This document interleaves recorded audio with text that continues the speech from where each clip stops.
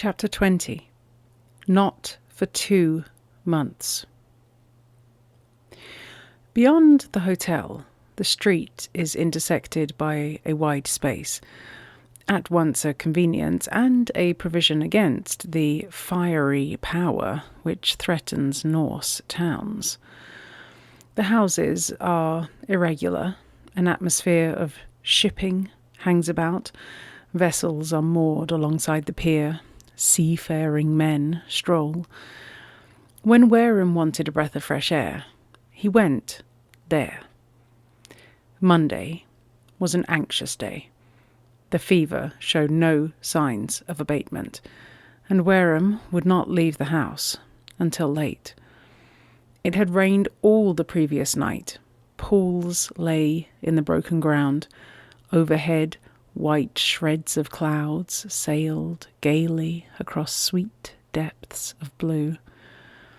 All was ruffled movement in the harbour, dance of water against the bigger vessels, and a toss from right to left of the smaller boats.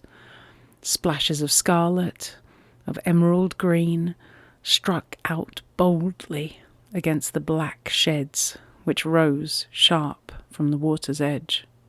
Red-roofed houses curved round the wood of masts, and the dominating mountain rose in a grand sweep behind. Here, Wareham carried his unquiet spirit. He feared for Hugh. He hated himself for the penetrating dreams of Anne which haunted him.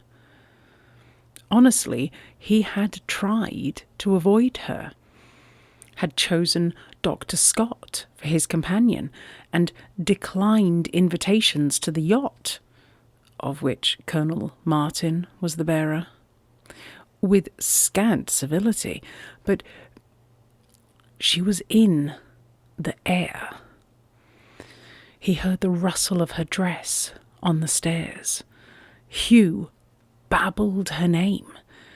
He was in the house with her, and the effort to shut her out of his thoughts made him the more conscious of her influence, and kept her always before him. He strolled along a short pier, where a steamer was unloading, sat down on a coil of rope, and faced the water.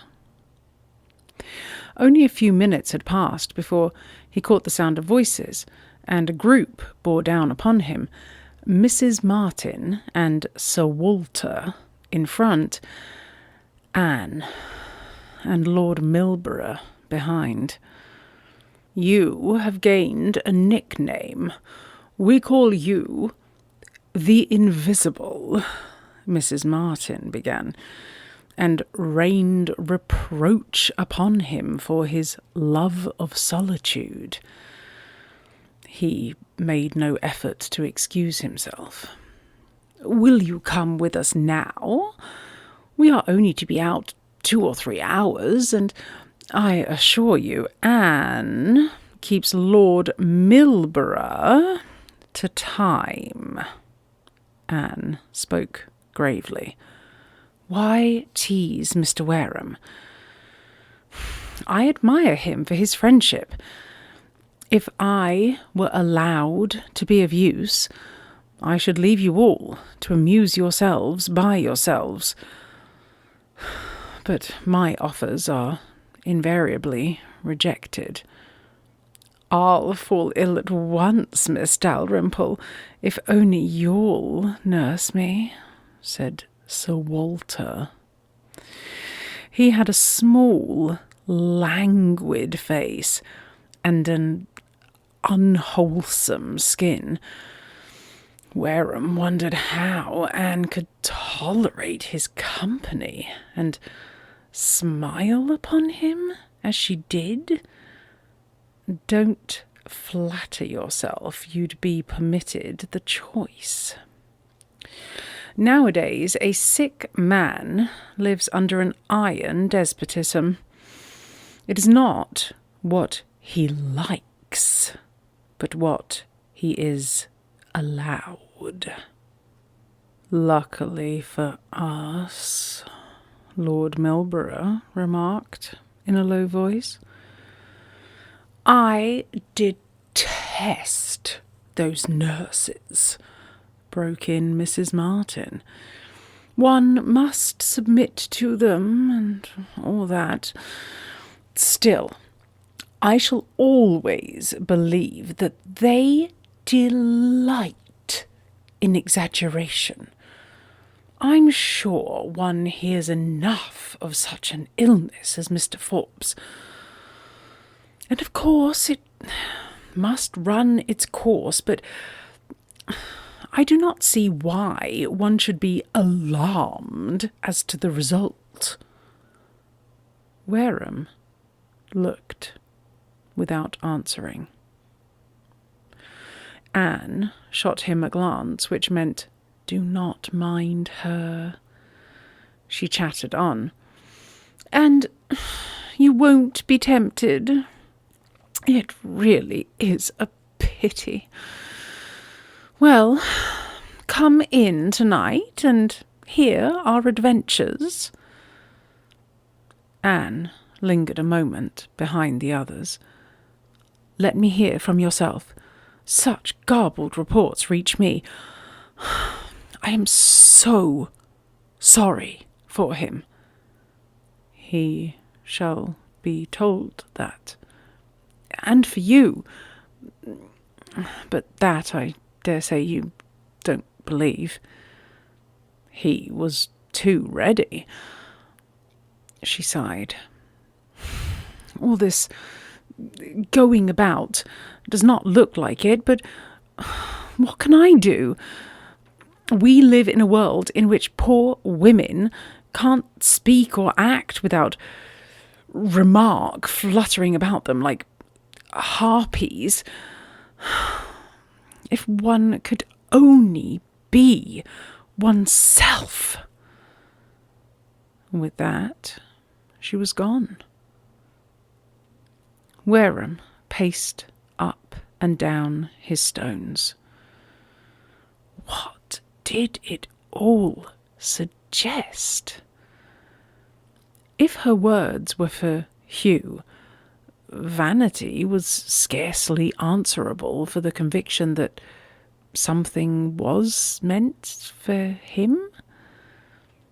He hastily pushed away the thought, which at such a time seemed brutal, and looked around him in search of assistance for casting off meditation.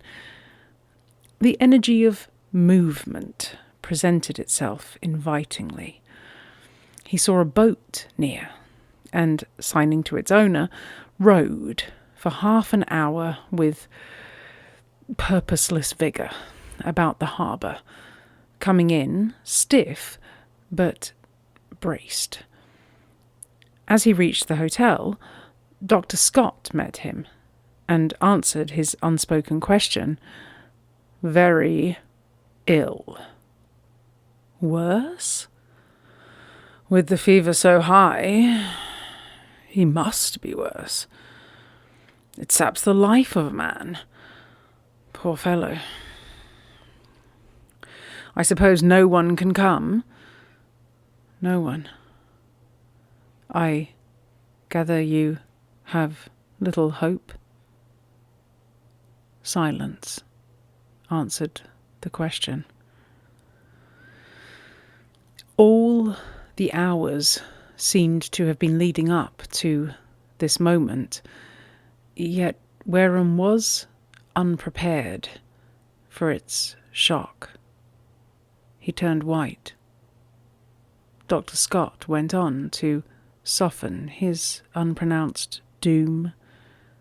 I may be mistaken. One is never absolutely without hope in these cases, where youth is on our side. And I think Sivertsen is more sanguine than I am. Wareham went slowly up the stairs, heaviness in his heart. The turmoil about Anne, which had filled his mind, was suddenly swept into nothingness. Until this moment, it appeared to him he had never realized what hung over them, and all tender recollection of past years surged up like an overwhelming wave. Opening the door, he heard the babble of words rushing incessantly, not loud but unintermitting. Hugh had grown so accustomed to his presence that there was no longer a dread of added excitement, and he was admitted at all hours. Sometimes he sat by his bedside, openly in view. Sometimes, when the fever ran high, placed himself behind the bed, an unseen watcher. He dropped there now, on a sign from the nurse. Eyeing the floor, remembrances flitted across it. Hugh, the schoolboy, as he first recollected him.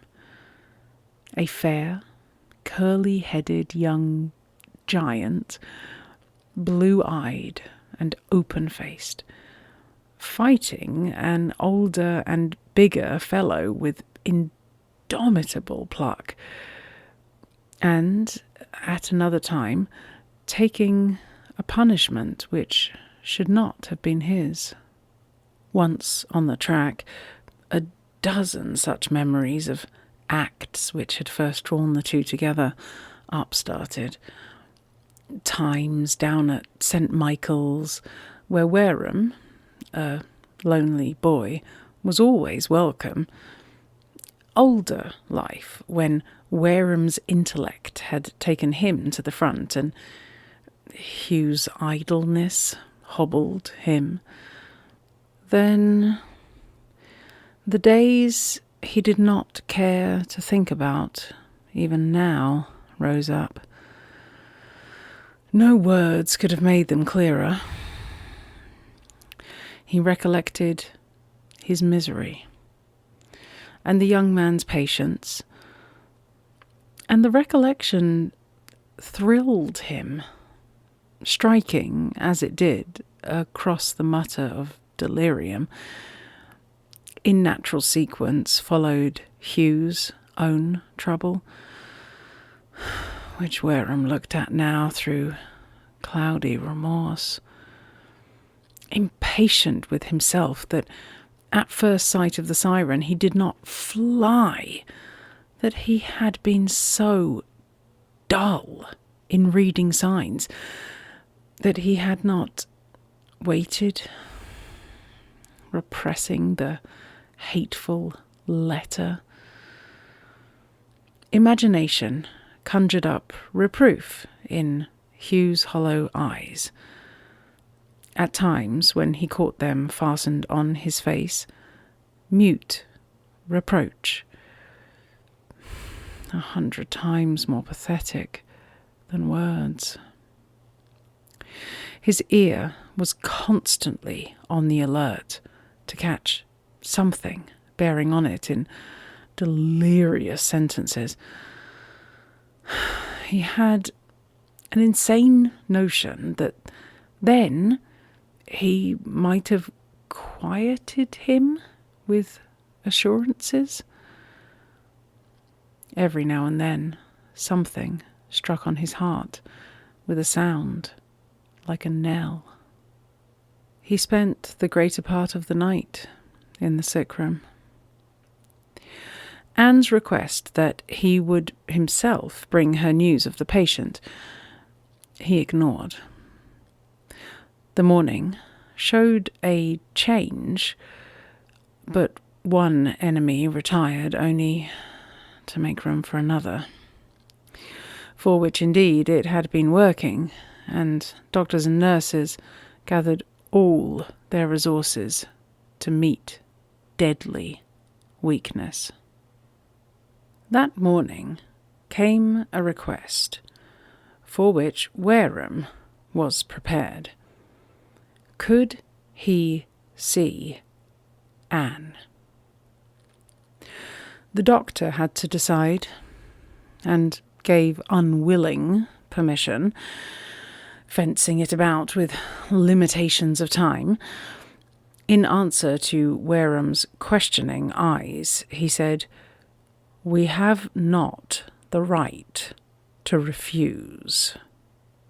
What passed, his friend never learned.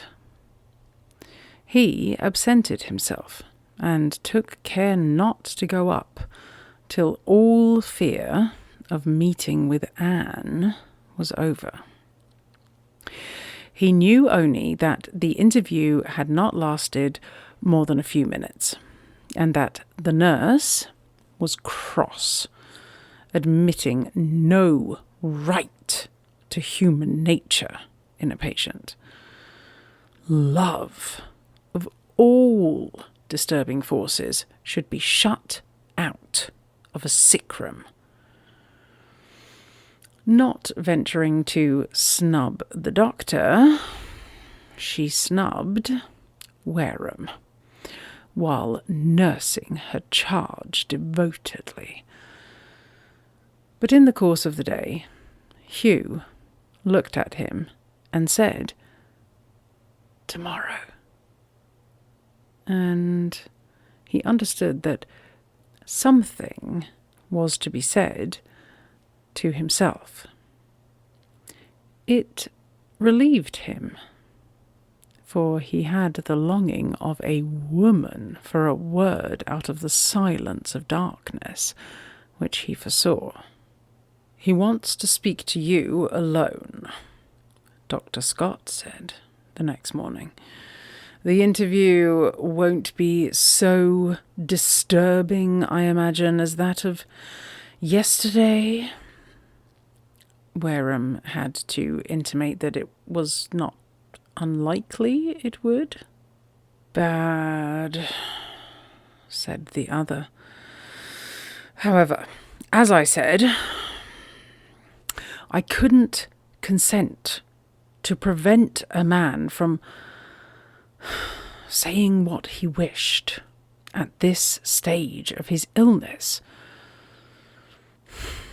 You must do your best to keep him quiet." "And when?" "In 10 minutes. 10 minutes passed, and Wareham was at Hugh's side.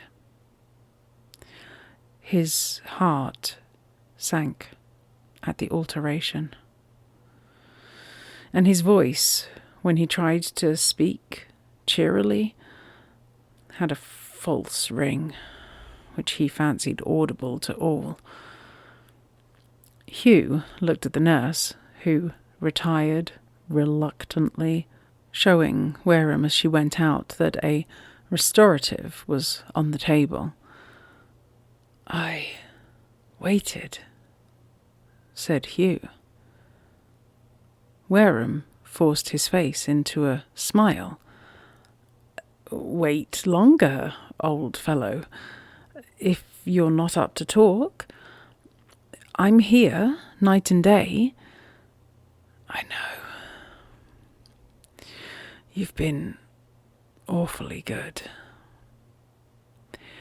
His friend did not answer, except by laying his hand on an arm which shocked him by its thinness. And for a little while there was silence, which Wareham did not dare to break.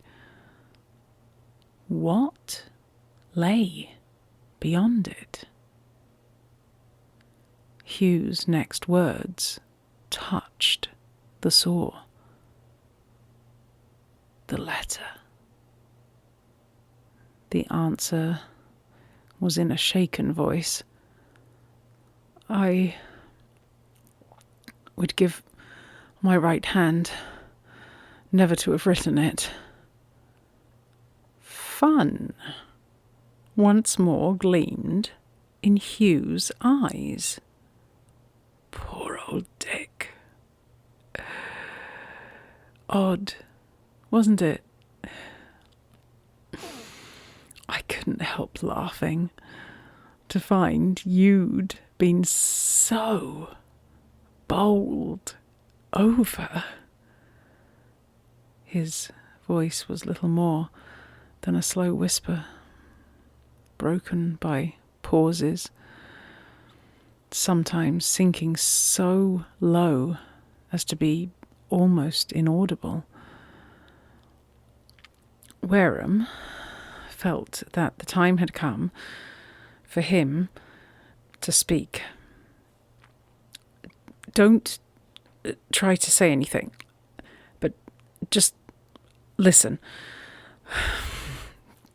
On my honour, the thing was on me before I knew where I was, and while I flattered myself, like a fool, that I detested her for the way she treated you, I never thought that all the time she was slipping into my very heart. At last, one day, I saw myself and her.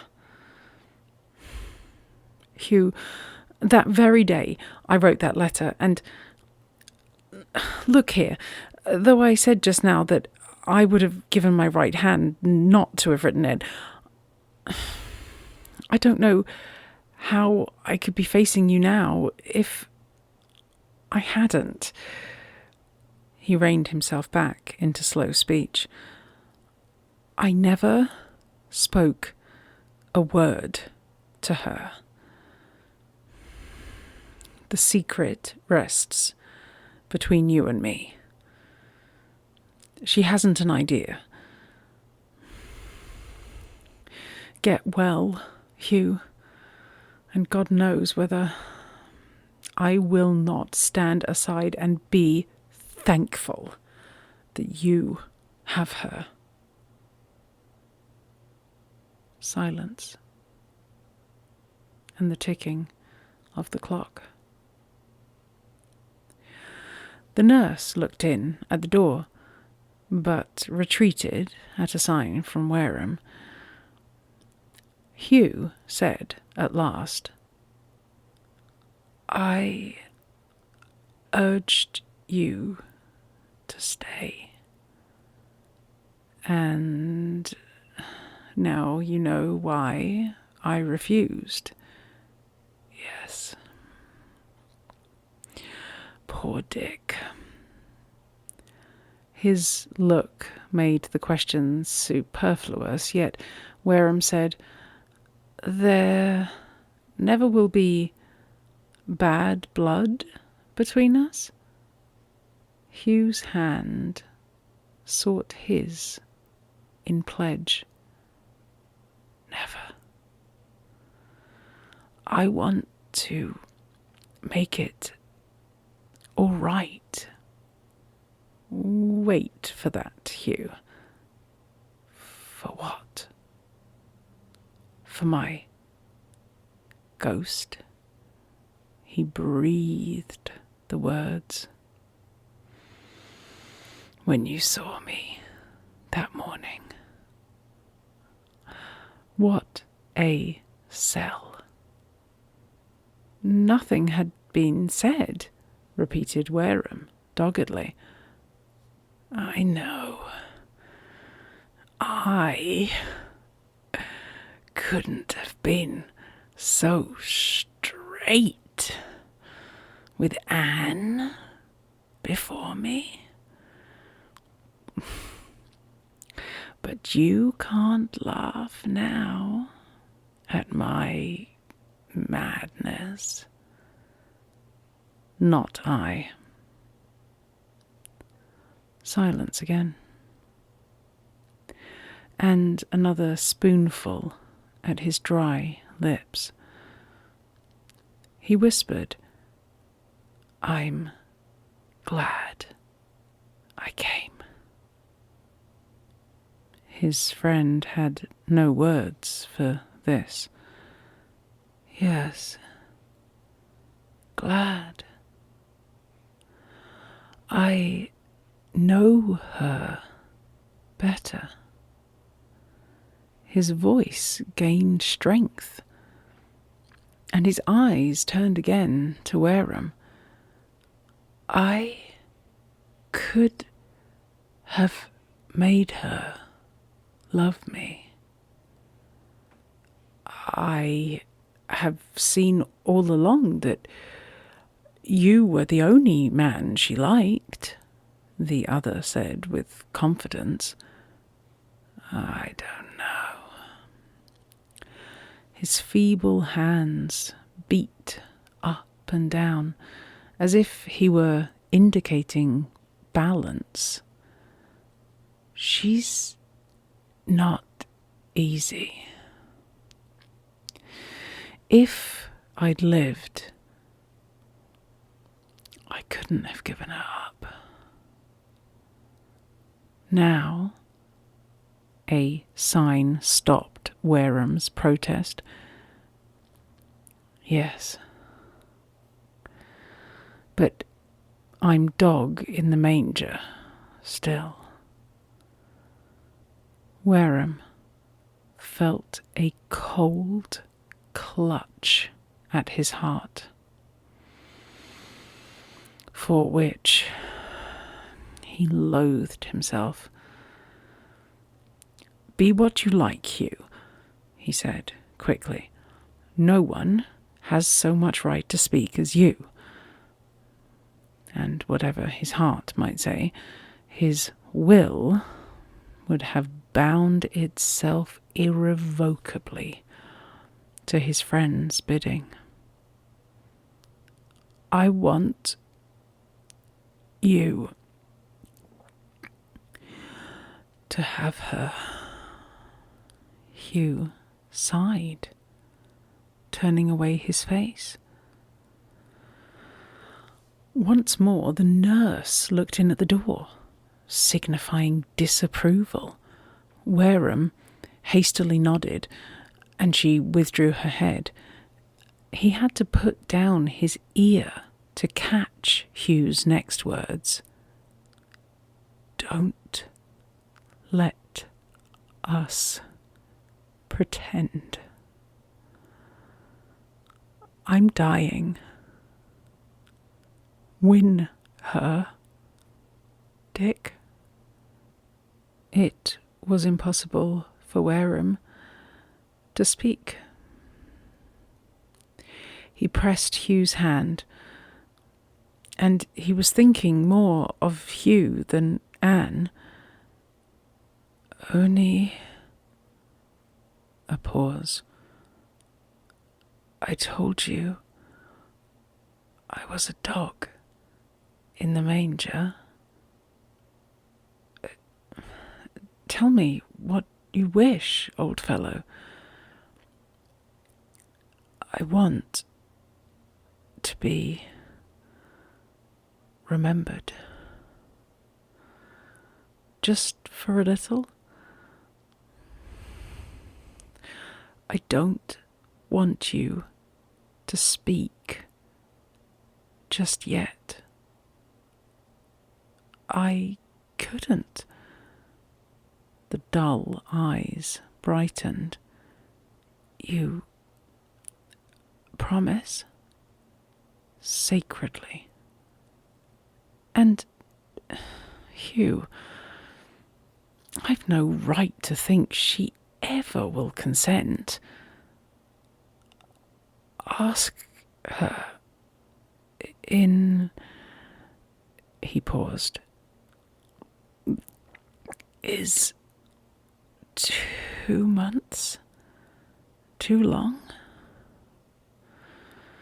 Remember, I held her mine once.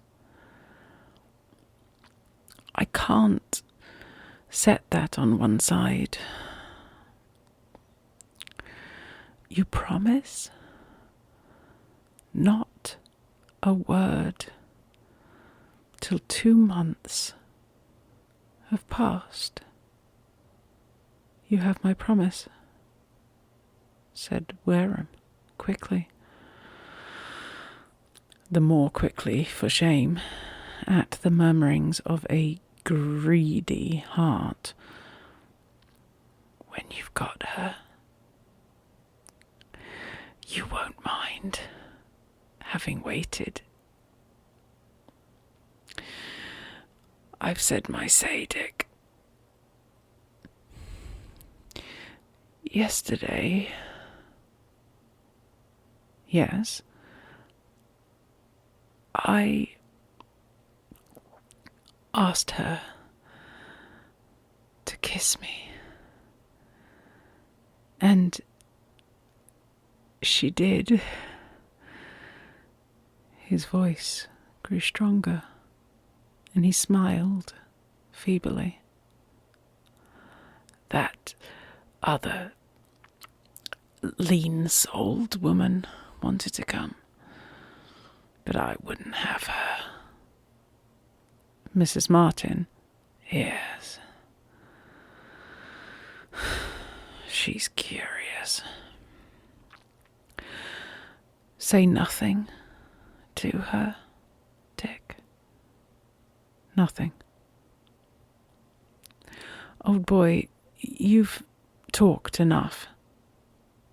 Well, Hugh acknowledged. A silent pressure, and Wareham went. He wanted to be by himself. And though there were only 6 people he knew in Bergen, the place seemed full of them. There was not a corner round which they might not appear.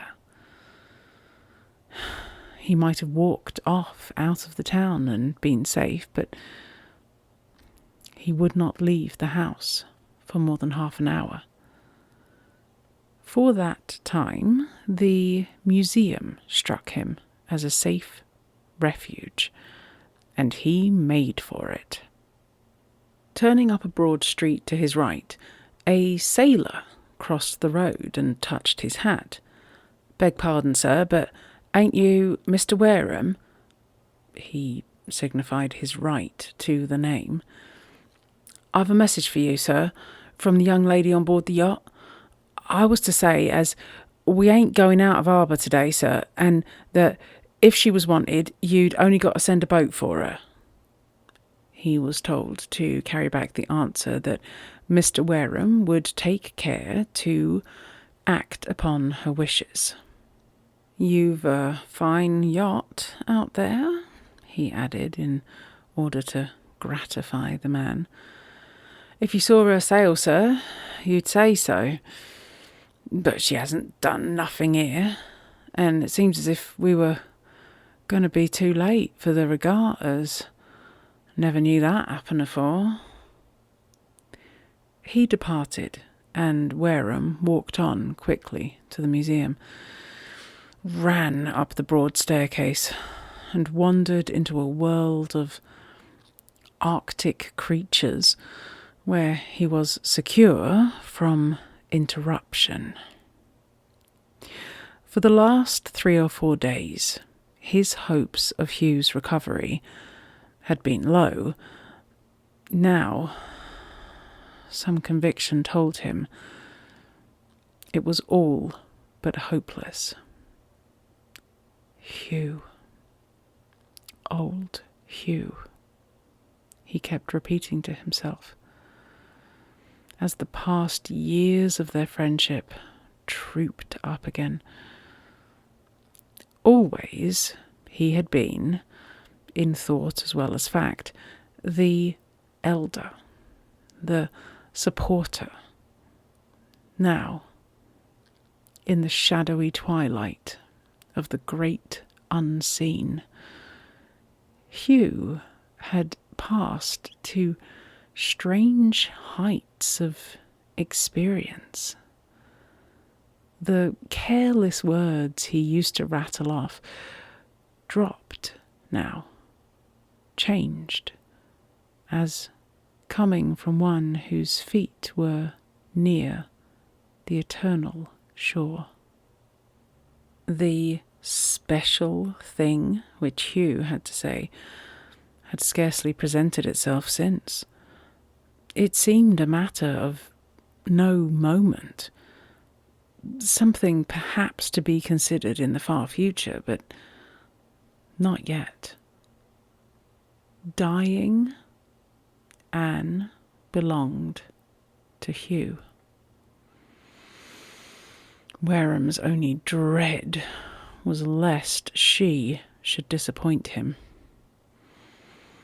A vague uneasiness about Lord Milborough was in his mind, and he did not think Hugh had any consciousness of this new disturbing element.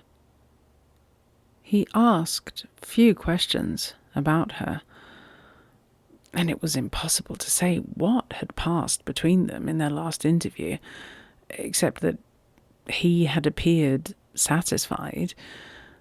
But Anne herself?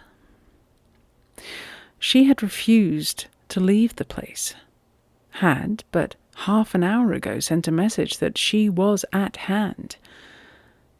Yet Wareham had his doubts. Did she feel? Did she care?